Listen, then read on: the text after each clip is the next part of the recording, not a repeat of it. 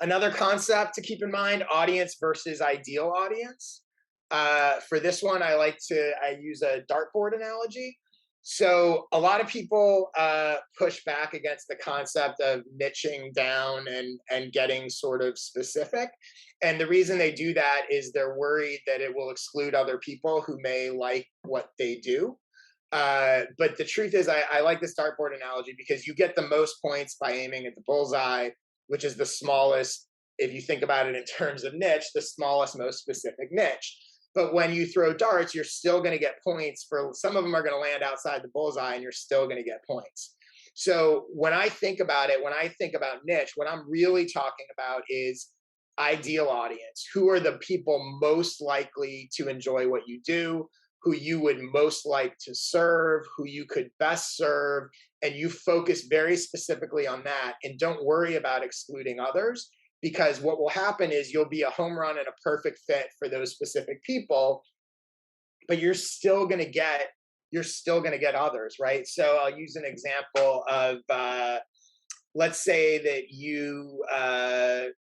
I think I used this example before, but let's say you have a clothing brand that's aimed at city urban skateboard types, right?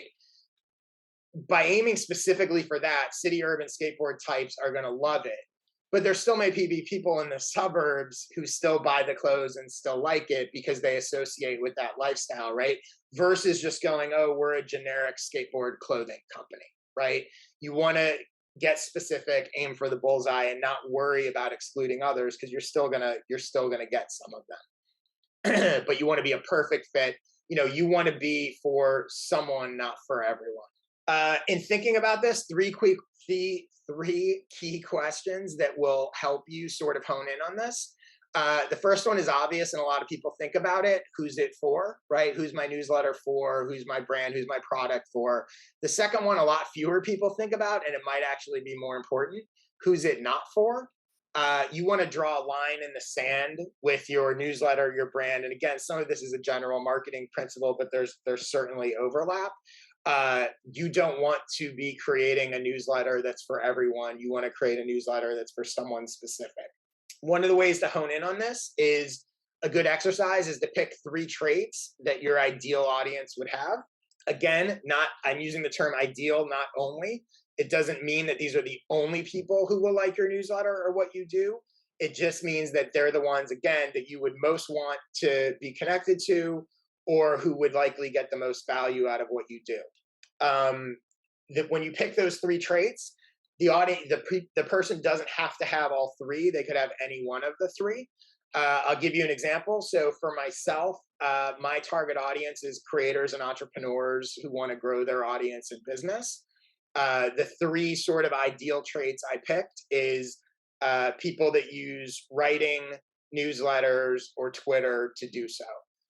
I can help YouTubers, I can help podcasters, I can help small business owners, I can help a variety of people that don't use those 3 things. And I have a lot of those people in my audience. But my ideal audience, because so much of what I do is based in writing and not video or podcast or that kind of thing, my ideal audience is people that use writing, Twitter, or newsletter. So that's an example of how you can approach your thing and go, what are the 3 traits that I would most want to help or would most benefit from my help. One other concept here, it's really important.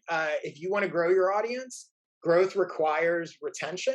So if your newsletter, and let me preface this by saying, anytime you send an email, no matter how good your newsletter is, some people are going to subscribe. So don't panic if people are subscribing. It's part of it. The bigger your list is, the more people are going to subscribe every time. I lose probably 1,000 subscribers a month, or 1,000 people unsubscribe a month. I gain over 1,000 a month, so I'm still growing. And I have a very successful newsletter. So the more you have, the more are going to unsubscribe. Not that that's fun, but you should not be upset by that. Again, you're building for someone, not everyone. And if they unsubscribe, all it really means is it wasn't for them. Doesn't mean it's not good, just means it's not for them, right? And all you should really care about is the people that are sticking around. More people are sticking around than are leaving. So don't, don't beat yourself up and obsess over the, you send an email and 20, let's say you send an email to 1,000 people and 20 people unsubscribe. Well, you might feel really bad, but the truth is, 980 didn't unsubscribe. So don't lose sight of that. But with that said, if you when you are getting unsubscribes, again, in order to grow, you have to be retaining people, right? The more you lose, the tougher it is to grow. So just to give you some context, if you had a 1,000 subscriber weekly newsletter, and every time you send it 5% leave, you're going to need to attract 50 new subscribers a week just to break even, just to stay at 1,000, right? So you can see how you can imagine if you were losing 20% every time you sent an email, it's going to be really hard for you to grow. Not impossible, just hard. Again, you're going to lose people, but it's something to keep in mind that if your newsletter is losing a lot of people regularly, then you probably want to focus on how do you make that better? How do you get people to stay before worrying too much about how you get new people? Okay.